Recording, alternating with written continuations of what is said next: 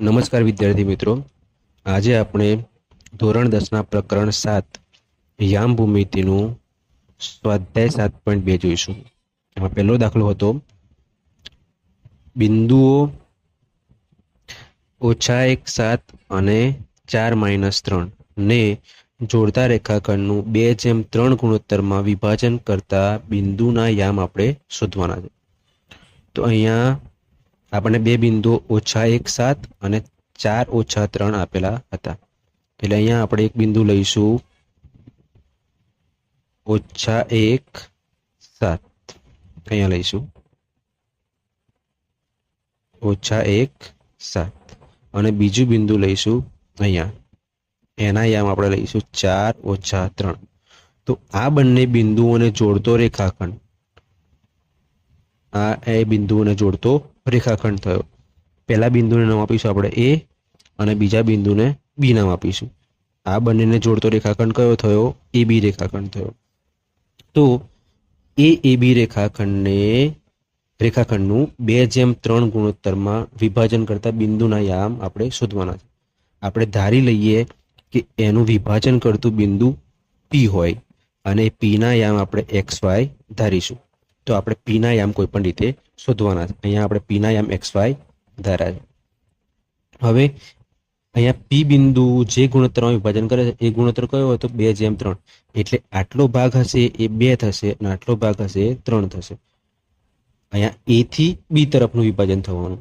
જો બી થી એ તરફનું વિભાજન લઈએ તો ગુણોત્તર 3:2 થશે. અહીંયા 2:3 ગુણોત્તર છે એટલા માટે એ થી બી તરફનું વિભાજન થવાનું. હવે આપણને વિભાજન સૂત્ર ખ્યાલ હોવો જોઈએ. એ વિભાજન સૂત્ર આપણે લખીશું. જો પી બિંદુ એ અને બી નું કોઈ ગુણોત્તર m1:m2 માં વિભાજન કરતું હોય તો એ પી ના યામ કયા થશે? તો પી ના યામ pxy બરાબર શું થશે? કૌંસમાં m1x2 વત્તા m2x1 છેદમાં m1 વત્તા m2. આ x યામ થયો.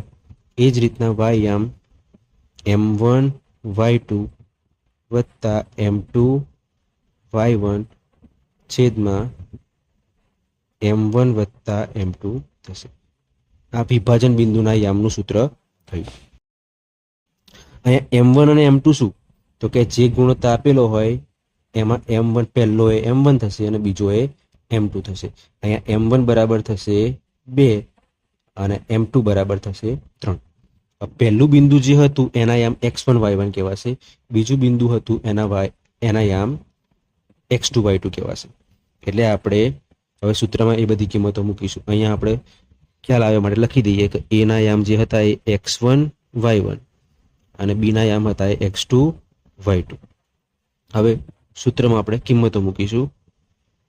તો m1 ની કિંમત હતી 2 ગુણ્યા x2 ની કિંમત આપણને દેખાય છે 4 મૂકીશું, વત્તાના વત્તા m2 ની કિંમત 3 અને x1 ની કિંમત -1 છેદમાં m1 વત્તા m2 એટલે 2 વત્તા 3. એ જ રીતના y યામ તો m1 કેટલા? 2, y2 કેટલા? 3 -3. y2 ની જગ્યાએ લખીશું -3 વત્તા m2 3 અને y1 અહીંયા 7 આપણને દેખાય એટલા માટે y1 ની જગ્યાએ લખીશું 7 અને છેદમાં m1 વત્તા m2 એટલે કે 2 વત્તા 3. હવે આનું સાદુરૂપ આપીશું. તો બરાબર અંશમાં 4 અને 2 નો ગુણાકાર 4 દુ 8, અહીંયા વત્તા ઓછા ઓછા 3 એકા 3 અને અહીંયા 3 ને 2 5 થવાના. એ જ રીતના y આમ 3 દુ 6 પણ કેવા -6 વત્તા ઓછા ઓછા થાય અને 7 * 21 વત્તા 21 છેદમાં થશે 3 ને 2 5. હજુ સાદુરૂપ આપીએ આગળ તો 8 ઓછા 3 કેટલા થશે? 5 છેદમાં 5 અને અહીંયા -6 વત્તા 21 નિશાની બંનેની અલગ એટલે બાદબાકી થશે એટલે 21 માંથી 6 જાય તો કેટલા રહેશે? 15. આ નિશાની મૂકવાની મોટાની એટલે +15 અહીંયા આવશે અને છેદમાં હતા 5. આના બરાબર થશે 5/5 થવાના 1 અને 15/5 થવાના 3. એટલે આ જે થયા એ પીના યામ થયા. પીના યામ. જે વિભાજન કરતું બિંદુ હતું 2:3 ગુણોત્તરમાં, એટલે કે -1 7 અને 4 - 3 ને જોડતા રેખાખંડનું આપેલ રેખાખંડનું 2:3 ગુણોત્તર વિભાજન કરતા બિંદુના યામ કયા થશે? 1 અને 3 થશે. જેનો એક એક્સ યામ 1 થાય અને વાય યામ 3 થશે.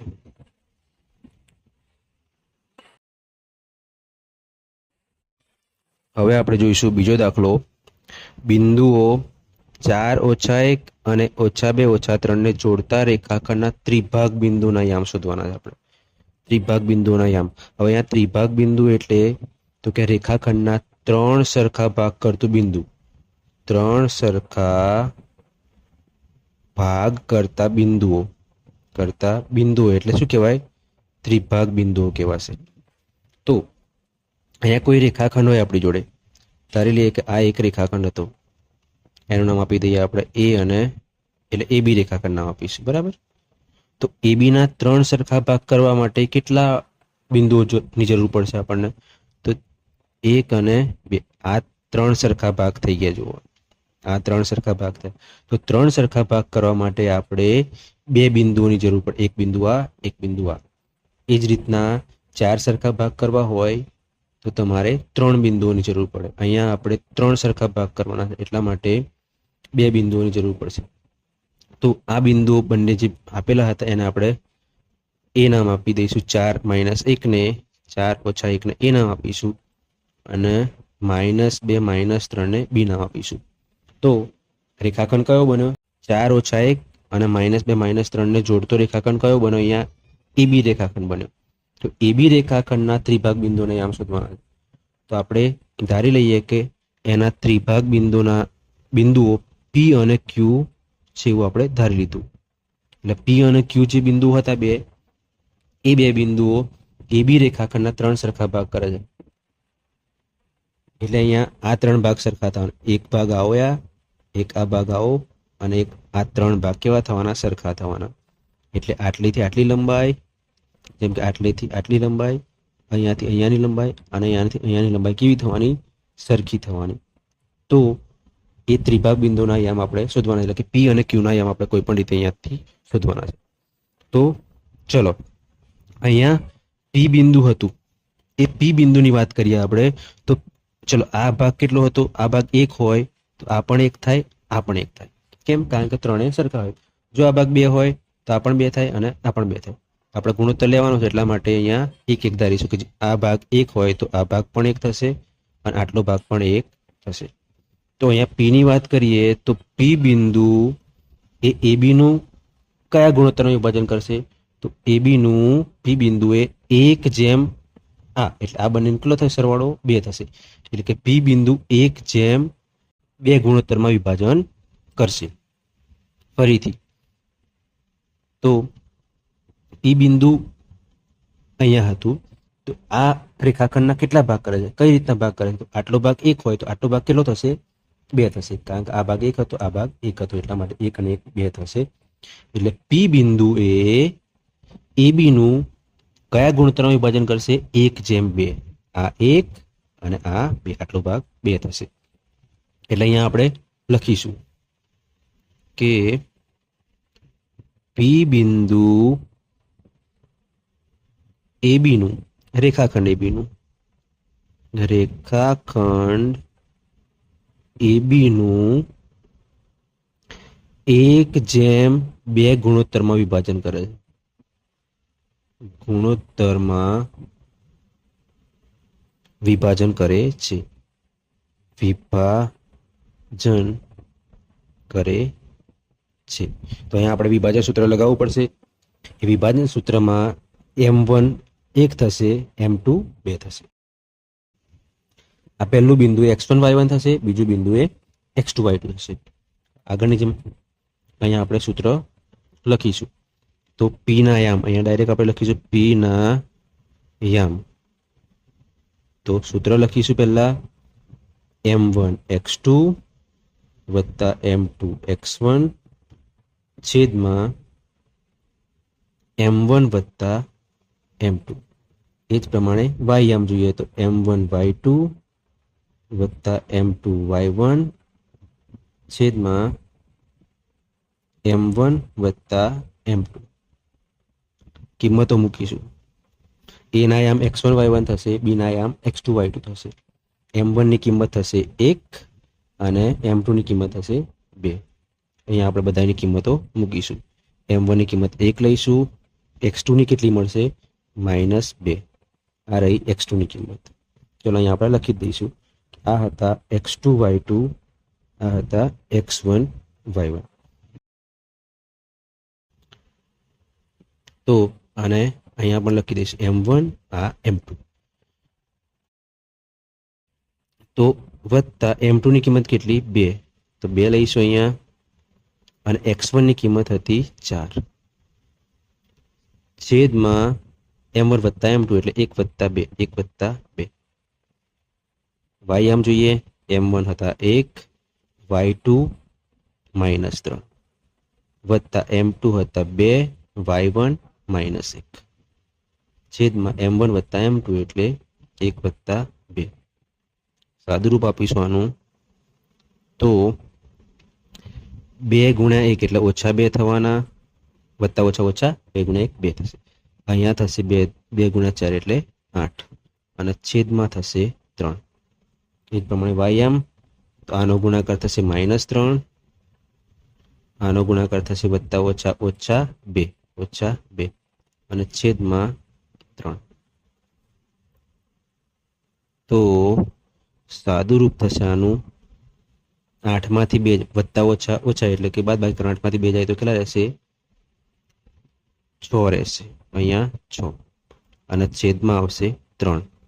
આ બાજુ જોઈએ તો 3 અને 2 અહીંયા નિશાની સરખી હતી એટલે સરવાળો થશે. 3 અને 2 નો સરવાળો કેટલો થશે 5 અને નિશાની આવશે માઇનસ છેદમાં 3 એટલે બરાબર 6 ભાગ્યા 3 એટલે 2 -5 છેદમાં 3.